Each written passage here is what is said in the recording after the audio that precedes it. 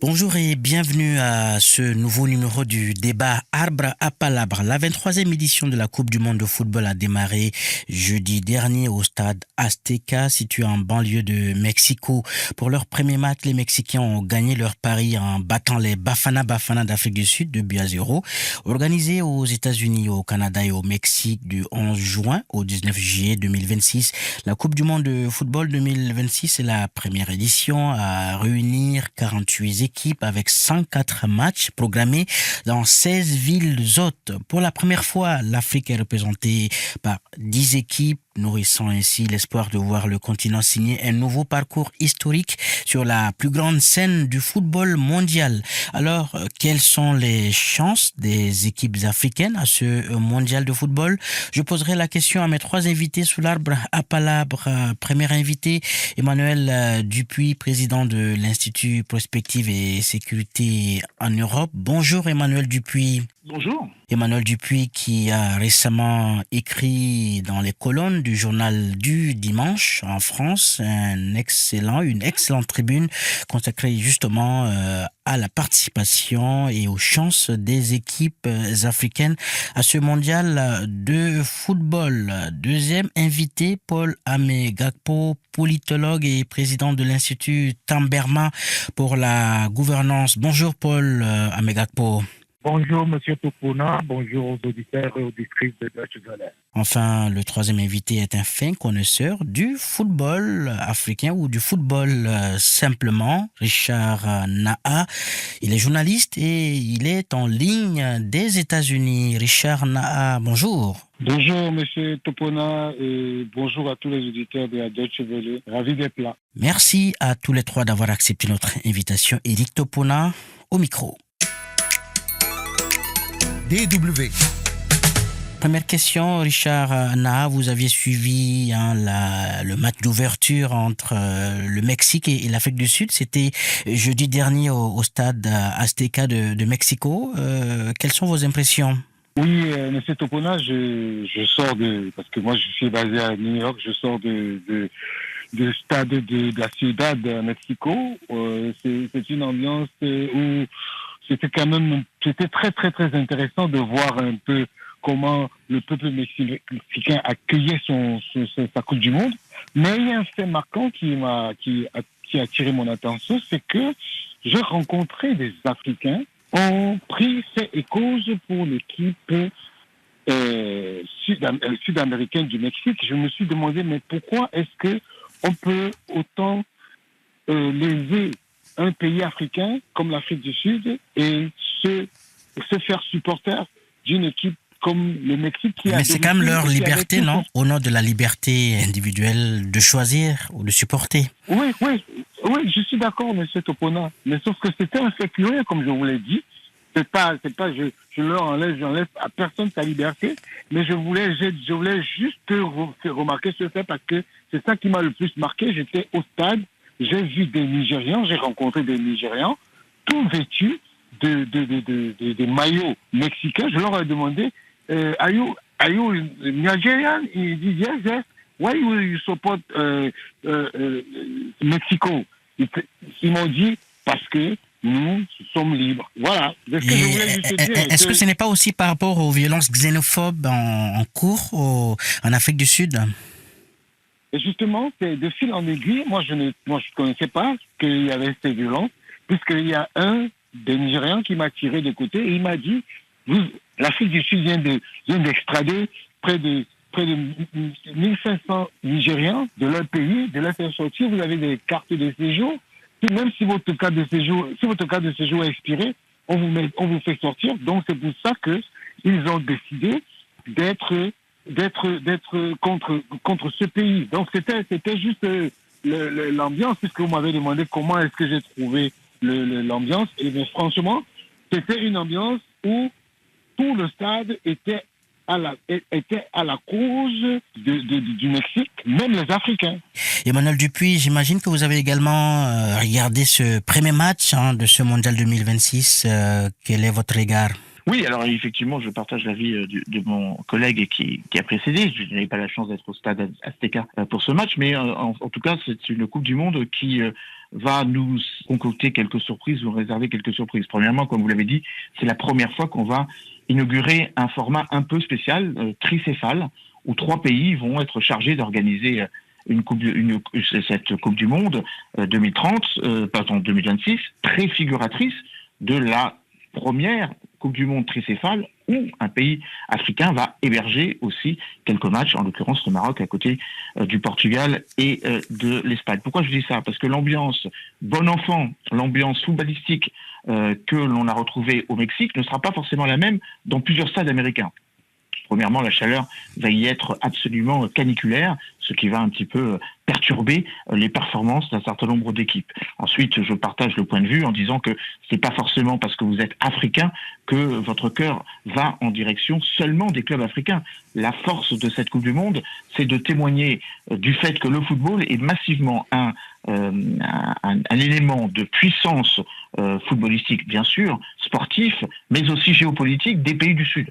Et que d'une certaine façon, il n'est pas étonnant que les pays du Sud prennent appui, cohésion avec ceux qui le représentent. Je ne dis pas que l'Afrique du Sud ne représente pas, mais les différentes agendas très xénophobes que vous évoquez, mus par la politique de Cyril Ramaphosa, voulant se faire bien voir du président américain, qui du reste ne le lui rend pas en retour, montre bien qu'il peut y avoir des soutiens qui ne sont pas forcément contre nature, mais en tout cas qui ne sont pas forcément que continentaux, en se réjouissant quand même que ce rendez-vous footballistique sera un rendez-vous très africain. Si on considère qu'auparavant il y avait Je saisis justement la balle au banc. Sur 32, 10 sur 48, c'est absolument exceptionnel. Oui, je saisis la balle au banc. Emmanuel Dupuis, dans une récente tribune, je le rappelais, publié dans les colonnes du journal du dimanche, vous aviez justement relevé peut-être cette chance qu'a le continent africain à travers ce mondial 2026. Proportionnellement, l'Afrique a plus de chances de briller que les précédentes éditions. En se souvenant quand même que le Maroc avait particulièrement brillé en arrivant en 2022 au Qatar jusqu'en demi-finale.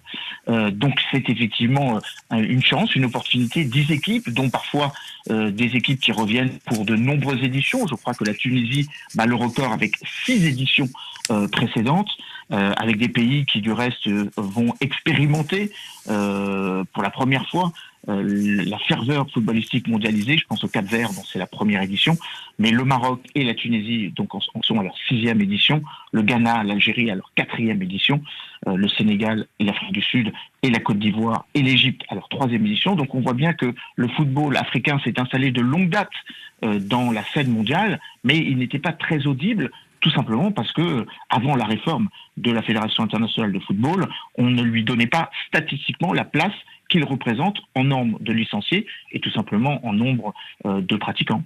Merci.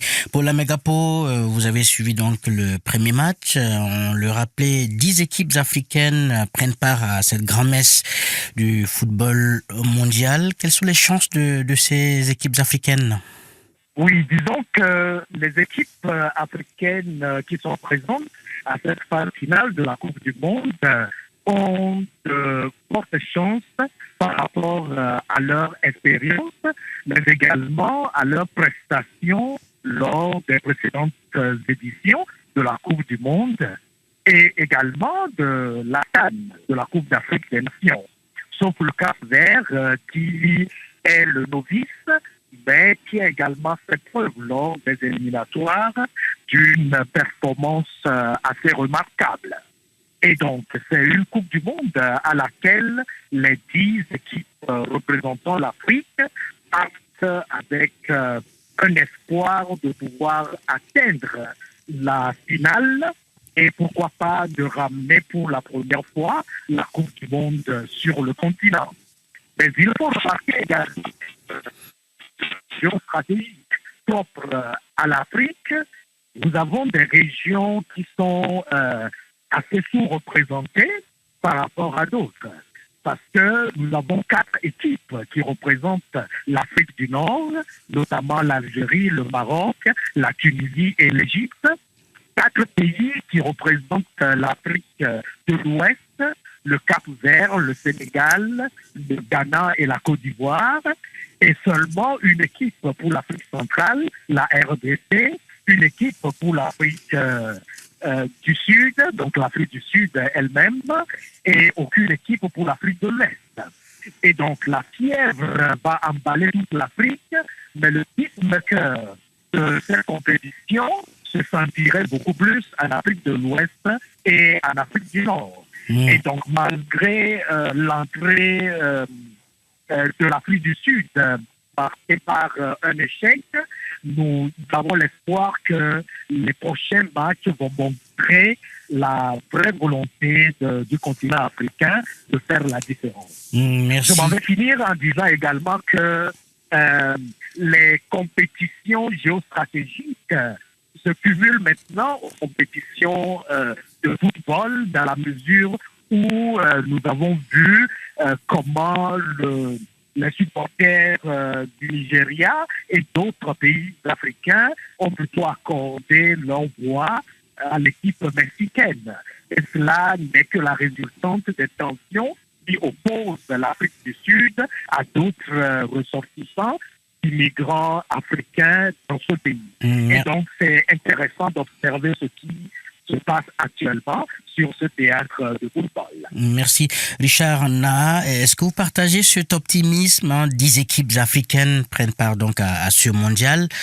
Quelles sont leurs chances? C'est vrai que je suis un journaliste spécialisé dans le foot et que j'ai peut-être un regard autre que ceux de mes companélistes. Je pense qu'aujourd'hui, il faut regarder. Il est vrai qu'aujourd'hui, compte tenu du mixage entre le football européen, le football sud-américain, le football africain, on peut se dire que nos équipes africaines peuvent avoir des chances parce que quand on regarde un peu le match Angleterre-Sénégal d'il y a peut-être 3 ou 6 mois où le Sénégal arrive en Angleterre et bat l'Angleterre 3-0, c'est un motif d'espoir et de se dire que il y a plus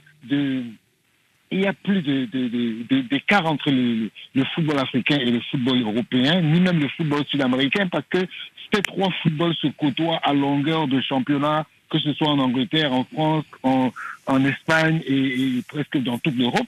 Donc je pense que, vu sous cet angle, je pense que l'Afrique peut avoir son mot à dire. Et même l'Asie, parce que quand vous regardez le match qui a eu lieu République tchèque contre la Corée du Nord, vous voyez très bien que les Coréens, la majorité des joueurs coréens de la Corée jouent en Europe au même titre que c'est les joueurs de République tchèque. Donc, l'écart est très réduit.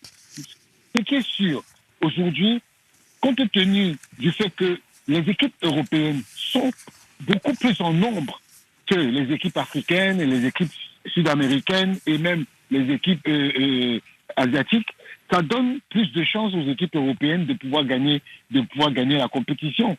Mais maintenant, moi, je pense que l'Afrique doit comprendre que aujourd'hui, il n'est plus question d'être des amateurs. Parce que quand vous regardez, par exemple, comment se préparent les équipes africaines et quels sont les résultats de leurs matchs amicaux, on se rend bien compte que c'est mi-figue, mi-raisin, avec des défaites, la défaite du Sénégal face aux États-Unis, la défaite de la France face à la Côte d'Ivoire. Oui, justement, un match à scruter de très près, ce sera donc le match Sénégal-France. Hein. Exactement. Le match Sénégal-France, ça aura lieu ici dans le New Jersey, mercredi 16 juin. Je pense que ce sera très, très intéressant. Déjà, il faut regarder aussi le match Maroc-Brésil, samedi prochain, samedi le 13. C'est avec ces premiers matchs qu'on jaugera un peu le niveau de nos équipes africaines. Parce que nous sommes, je pense que tout le monde est favorable, hein. Même M. Dupuis l'a dit tout à l'heure, qu'il pense que l'Afrique peut avoir son mot à dire. Et je suis tout à fait d'accord avec lui. Mais maintenant, il faudrait que nos équipes y croient, parce que seule la volonté de M. Dupuis et la volonté de M. Naha ne peuvent pas faire le poids. Donc, je pense que ce n'est que comme ça qu'on pourra arriver à quelque chose. Merci. Emmanuel Dupuis, ce mondial 2026 est co-organisé par 3 pays, le Mexique, les États-Unis et le Canada. Un mondial qui se tient également dans un contexte international assez troublé avec les frasques du président américain Donald Trump, avec les humiliations subies par certains joueurs, notamment les joueurs du Sénégal, avec l'expulsion d'un arbitre somalien. C'était malaise, hein? Oui, absolument. C'est pour ça que je faisais bien la différence entre l'accueil très chaleureux, très footballistiquement propre à l'ambiance qui doit régner dans une Coupe du Monde du Mexique et ce qui va se produire aux États-Unis. C'est pas tout à fait la même ambiance. Hein. Mais l'équipe de France a eu plus de chance. Hein. Elle a été bien accueillie à Boston. Elle a été accueillie à Boston. Enfin, elle a atterri à Boston. Et d'une certaine façon, l'équipe de France est sans doute l'équipe que les États-Unis regardent avec le plus d'intérêt parce que c'est sans doute une équipe qui va aller loin, en tout cas. Avec la superstar Mbappé. Et les Américains, c'est vrai, sont assez fascinés par Mbappé. Mais moi, je voudrais abonder quand même dans une autre registre. Hein, la Coupe du Monde de 2026 a cette particularité d'avoir ancré non seulement le football sur le continent, on l'a bien vu avec les résultats audiométriques de la CAN 2025, hein, ne serait-ce que les chaînes françaises, il y a quand même eu plus de 3 millions de téléspectateurs pour la finale qui a été diffusée par M6, ce qui était une très heureuse surprise, mais aussi sur le fait que désormais le football africain s'est européanisé, puisque dans quasiment tous les clubs européens, les grands clubs européens, vous avez des stars du football africain. L'Égyptien Mohamed Salah qui joue à Liverpool, Yassine Brahimi au PSG, Brahim Diaz, l'Hispano-Marocain qui joue au Real Madrid. On pourrait citer aussi Victor Osimhen donc au FC Galatasaray. Bref, il y a vraiment une africanisation du football mondial qui légitimement ne pouvait pas se transparaître, ne pouvait pas être éludé à l'occasion de cette Coupe du Monde. Alors, la dimension géopolitique est très forte. Souvenez-vous-en, vous avez évoqué le cas du traitement un peu cavalier de l'équipe nationale des Lions du Teranga, de l'équipe nationale sénégalaise, le fait que le meilleur arbitre au monde, en tout cas reconnu comme tel, puisqu'il avait obtenu donc une coupe dans ce sens-là de l'arbitre somalien, n'a pas pu se rendre sur le territoire américain pour cause de bannissement des ressortissants de ce pays. Mais souvenons-nous-en aussi, le président américain avait presque exclu ou avait voulu exclure une équipe qui pourtant s'était qualifiée parce que ça ne convenait pas à son agenda géopolitique personnel, l'Iran, avec l'idée sur laquelle, parce qu'il s'était fâché avec Giorgia Meloni, il fallait remplacer l'Iran par l'Italie, alors que tout le monde sait que l'Italie n'a pas réussi à se qualifier. Donc on voit bien qu'il y a sans doute de la part du président américain, en collusion avec Gianni Infantino, le puissant président de la Fédération internationale de football, de la Football Association, une volonté de géopolitiser les enjeux de cette Coupe du Monde pour faire plaisir à Donald Trump, qui veut sa Coupe du Monde et qui veut montrer que les États-Unis peuvent peser. Alors, imaginons que l'Iran aille très loin. Cela, évidemment, n'ira pas forcément dans le sens de ce que le président américain voit comme un triomphe du Nord. Hein, ça a été évoqué. Hein. C'est vrai qu'il y a cette injustice proportionnellement, statistiquement, même si l'Afrique est mieux représentée, l'Europe est surreprésentée. Voilà, Emmanuel Dupuis, dans votre tribune, vous écriviez ceci: l'Afrique s'est ancrée dans le paysage du Sud global comme l'un des pôles mondiaux d'un soft power efficace et fédérateur. Est-ce que ce n'est pas un peu exagéré? Non, parce que ce n'est pas seulement que le football. On voit bien que dans un certain nombre de sports, l'Afrique joue la carte de la diplomatie sportive, du plus polémique au plus légitime. Il suffit de voir la finale de la NBA entre les Spurs de San Antonio du basket aux États-Unis il y a quelques jours, les Spurs de San Antonio et les Knicks de New York, avec de nombreux joueurs afro-américains, mais revendiquant leurs racines et leur lien au continent africain. Je pense notamment au génialissime, à l'excellentissime, c'est un peu mon chouchou, Victor Wemby, qui est le champion des Spurs, qui est d'origine, je crois, je ne sais plus quel pays il est, en tout cas, enfin, il vient du continent africain, et donc évolue dans cette équipe. Quand je lisais polémique, la manière dont le Rwanda a joué cette carte d'une forme de diplomatie sportive, le Visite Rwanda qui a été retiré du maillot du PSG, son équipe de cyclisme, son organisation du championnat du monde du cyclisme en 2025, ou sa volonté de disposer d'un grand prix de Formule 1 Kigali montre bien qu'aujourd'hui, où le Maroc, bien évidemment, qui n'est pas en reste, avec la volonté de créer une plateforme mondiale du e-gaming à Rabat, montre bien que le sport, tout comme le Qatar l'avait fait il y a quelques années, devient un vecteur d'influence, de soft influence d'un certain nombre de pays du continent africain. Merci. Pour la Mégapo, est-ce que vous partagez l'optimisme d'Emmanuel Dupuis? Le sport peut être un vecteur de soft power pour le continent africain? Absolument. Le contexte dans lequel cette Coupe du Monde s'organise permet effectivement d'évaluer la capacité de l'Afrique à utiliser cette plateforme pour impacter les relations internationales sur plusieurs aspects. Parce que cette Coupe du Monde se déroule dans un contexte de plusieurs tensions géopolitiques et géostratégiques. D'abord, la tension sécuritaire. Nous savons tous bien que la guerre au Moyen-Orient et même en Ukraine impacte d'une manière ou d'une autre le continent africain. Et il y a parmi les 10 pays qui participent à cette compétition des positions différentes par rapport aux protagonistes de ces guerres. Il y a la tension migratoire avec les mesures restrictives et draconiennes que le gouvernement américain a prises pour justement limiter l'immigration, et l'Afrique est fortement impactée par ces mesures. Nous avons également la tension économique. Et pour l'Afrique, la réduction du nombre de consulats où le visa américain pourrait être obtenu oblige les soutiens ou les supporters d'un certain nombre de pays d'effectuer des déplacements avec des conditions logistiques très difficiles. C'est fait exprès, mais ça contribue donc à évaluer la capacité des supporters africains à pouvoir transcender ces obstacles et soutenir leurs équipes.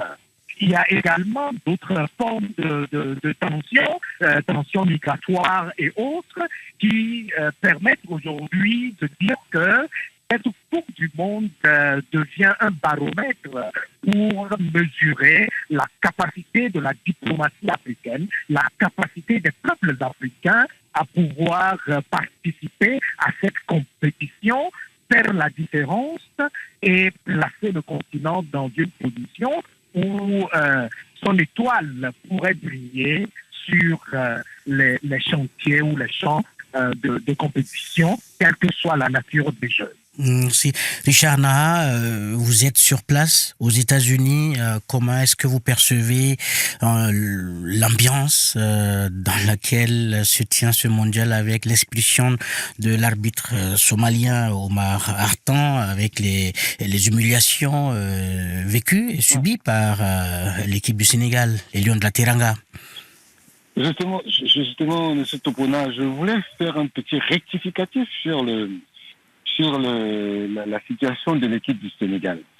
Parce que j'estime qu'on accuse les États-Unis à tort dans ce problème. Pourquoi? Parce que le Sénégal partait de Charlotte pour arriver à San Antonio, et exceptionnellement, le gouvernement fédéral de San Antonio a décidé de traiter les Sénégalais autrement, en ce sens que, au lieu de leur faire passer les check-in comme tous les usagers normaux, on leur a fait une proposition qui est exceptionnelle aux États-Unis, c'est de les contrôler sur le tarmac, parce que c'est une équipe nationale, et venir dans la ville de San Antonio pour la ville, c'était une aubaine pour cette ville-là, parce que vous savez très bien les retombées économiques en termes de terres, de tout ce que ça comporte. Et donc, je crois qu'il y a eu un peu un mensonge sur le traitement de l'information. Et ce qui s'est dit sur les réseaux sociaux n'était pas vrai, parce que, à la vérité... Mais on a vu des images quand même, hein, M. Nara. Non, mais oui, mais M. Topona, je vous dis que c'est exceptionnel. Je veux vous dire, ici aux États-Unis, tout le monde passe par le checking normal. C'est-à-dire que vous passez par la douane, on vous fouille, on vous fait enlever les chaussures, on vous fait ça, on fait ça à tout le monde, même aux pilotes des compagnies aériennes. Ils sont traités de la sorte. Ce qui choque une partie de l'opinion africaine, c'est que ces fouilles ont eu lieu sur le tarmac de l'aéroport. Mais justement, M. Topona, faire une fouille sur le tarmac, et c'est exceptionnel aux États-Unis. Ça ne se fait jamais.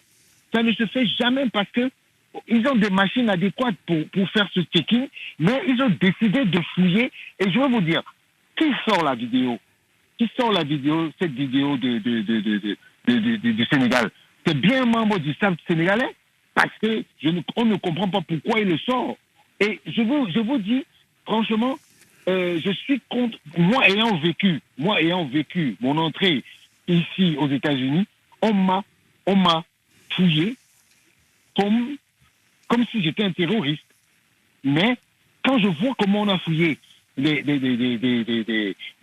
Sénégalais, on les a plutôt bien traités. Aucune équipe nationale, regardez bien, c'est vrai que certaines équipes nationales ont été aussi fouillées de la sorte, mais parce que c'était leur donner la capacité de faciliter leur entrée. Ce n'était pas pour les bloquer. Donc moi je pense que il y a eu une mauvaise interprétation des gestes, et je voulais revenir sur le cas de l'arbitre Omar Artan, que je connais très bien. Je parle avec lui, je lui ai envoyé un message.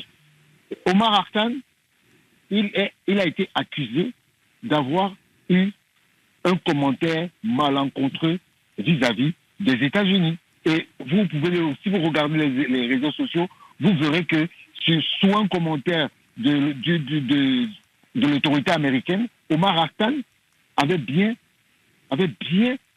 était venu dire que voilà, tout ce que vous avez fait avec le Kenya, vous ne le ferez pas avec la Somalie, parce que les Américains leur avaient demandé de respecter les règles de sécurité.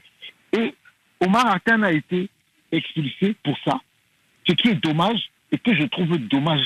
Et ça montre en fait la faiblesse de l'institution qu'est la FIFA. Parce que jamais cette situation ne se serait passée en Russie, et que la FIFA laisse passer. Jamais cette situation ne se serait passée au Qatar, que la FIFA aurait laissé ça. Donc, il est inadmissible qu'aujourd'hui, la FIFA se fasse véritablement piétiner par les États-Unis. Donc, il faut dire que, d'un côté, on est d'accord que oui, il y a un mauvais traitement des États-Unis, mais il faut avouer de l'autre côté qu'il y a une faiblesse de la part de la FIFA.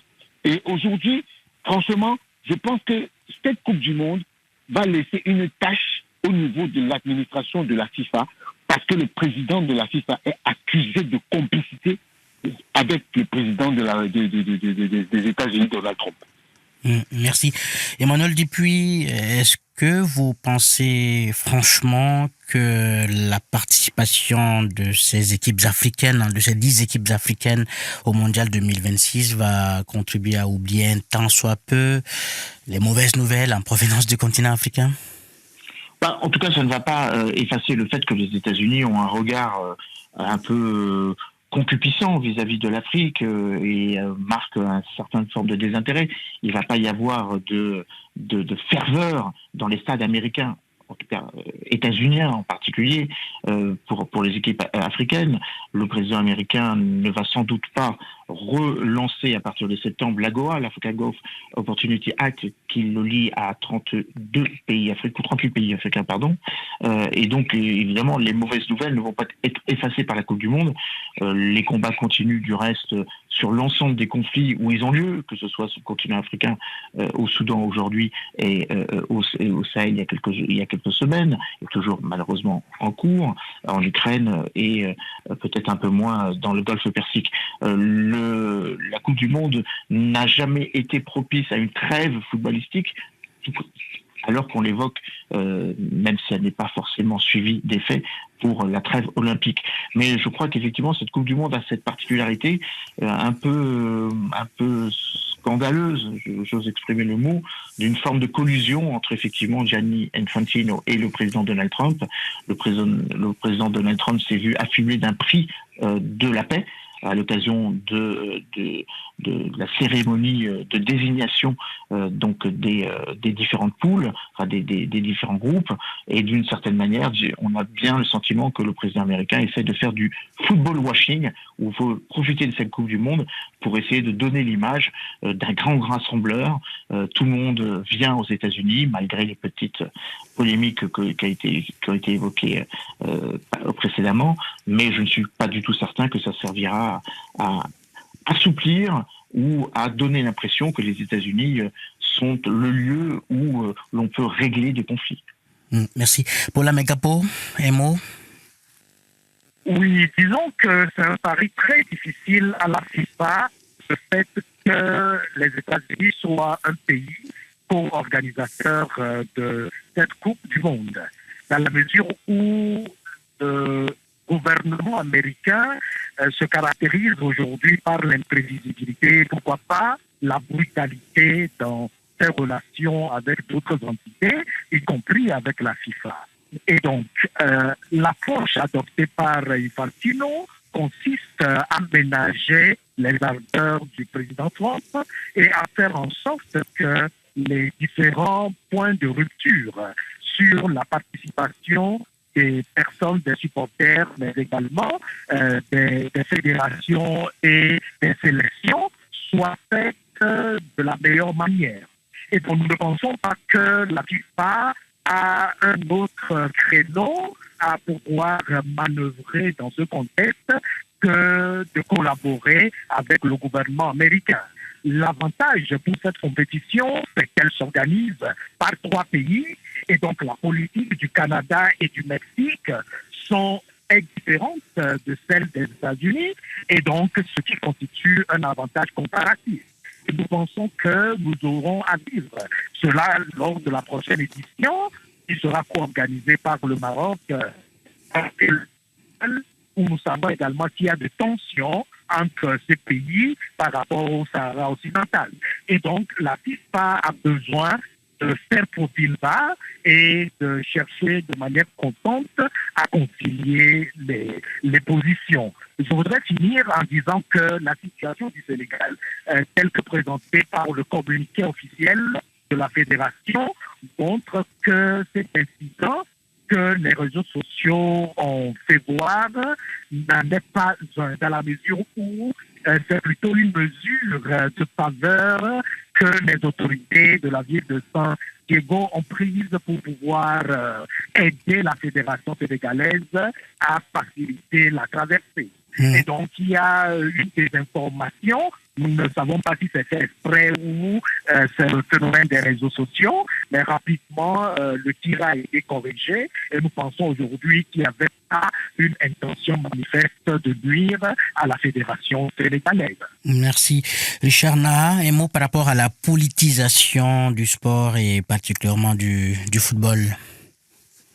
Mais vous savez, c'est déjà monnaie courante, la politisation du sport. Je vous rappelle simplement que celui qui a fait en sorte que Gianni Infantino soit président de la FIFA, c'est M. Donald Trump.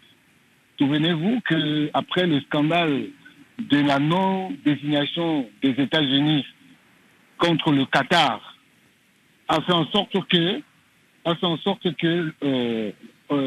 les Américains ont débarqué dans la ville de Bor-au-Lac et ont décidé d'en finir avec la FIFA parce qu'ils avaient trouvé que la FIFA était corrompue. Depuis ce moment-là, le football est devenu politique. Je vous prends un autre exemple pour vous montrer que le football est devenu politique et c'est Gianni Infantino qui a mené la politique dans le football. Le président Kagame est parmi ceux qui ont fait en sorte que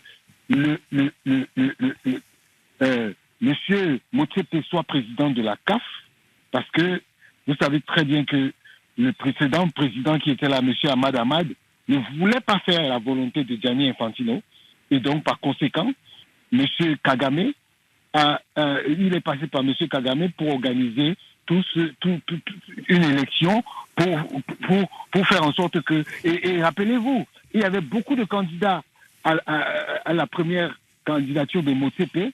Le Monsieur Senghor s'est vu demander par le président Macky Sall de surseoir à sa candidature.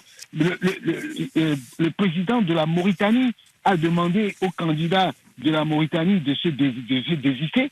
Donc vous voyez très bien que aujourd'hui, il n'y a plus de... C'est clair que la politique aujourd'hui et le football sont liés. Quand on regarde, je vais terminer par une petite chose. Regardez la puissance du Maroc aujourd'hui au niveau de la CAF. Regardez qu'on a décidé de surseoir à une CAN féminine parce que le Maroc n'était pas d'accord. On sait très bien quelles sont les relations de M. Fouzi Lekja avec le roi Mohamed VI. Donc, c'est pour vous dire que la politique et le football sont désormais liés parce que on a des personnages du football qui ont décidé de se liguer, de se joindre aux politiques pour continuer à faire les choses. Pour moi, j'ai toujours décrié cette histoire et je veux finir par ça.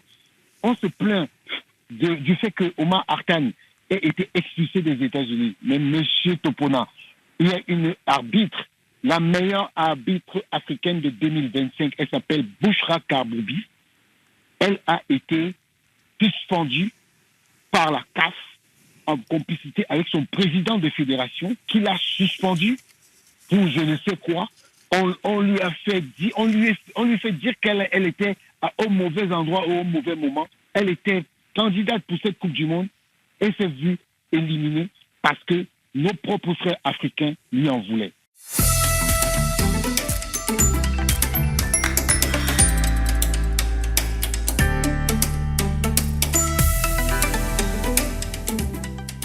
C'est la fin de ce débat sous l'arbre à palabres consacré à la participation des équipes africaines à la 23e édition de la Coupe du Monde de football 2026 qui a démarré le jeudi 11 juin dernier au Mexique. Une édition co-organisée donc par les États-Unis, le Canada et le Mexique.